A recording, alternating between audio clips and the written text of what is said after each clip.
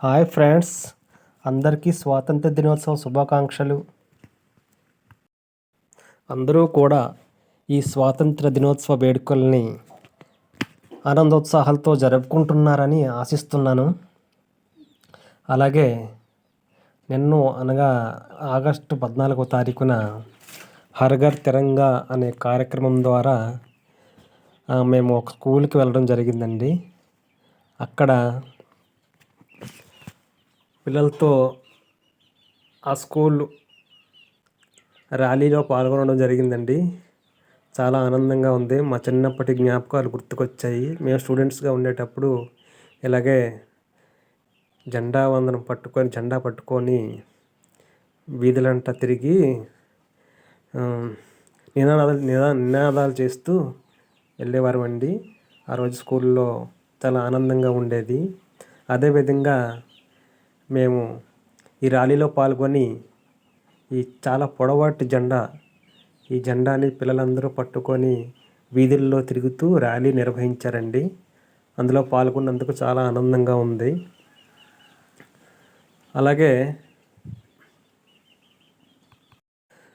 విద్యార్థులందరూ సక్రమంగా చదువుకొని ప్రతిభావంతులయ్యి దేశాన్ని ప్రగతి పదంలో నడిపించాలని ఆశిస్తున్నాను. కానీ దురదృష్టవశాత్తు పాఠశాలలు అన్నీ క్షీణించిపోయి తగ్గిపోతున్నాయండి. ఎందుకంటే పిల్లల్ని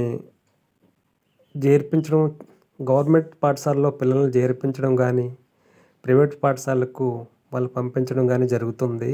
అందువలన ఈ పాఠశాలన్నీ క్రమంగా అంతరించిపోతున్నాయి అనడానికి బాధ కలిగిస్తుంది. ఎందుకంటే నేను గత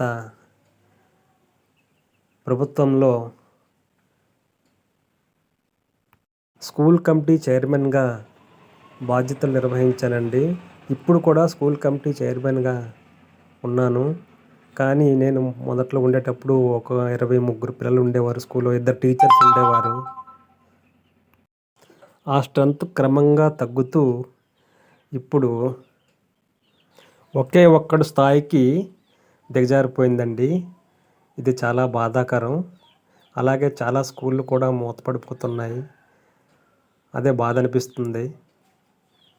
తర్వాత స్వాతంత్రం వచ్చింది, అందరూ కూడా హ్యాపీగా ఉండాలి. కానీ ఈ దేశంలో ఎన్నో ఆడపిల్లలకు అత్యాచారాలు, మానభంగాలు, ఎన్నో హత్యలు, దోపిడీలు, దొంగతనాలు ఇలాంటివన్నీ కూడా ఈ దేశంలో రూపుమాపబడాలని ఆ శ్రీరాముల వారిని, అల్లాని, జీసస్ని మనస్ఫూర్తిగా కోరుకుంటున్నాను.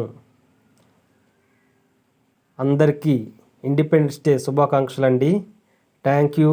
బాయ్.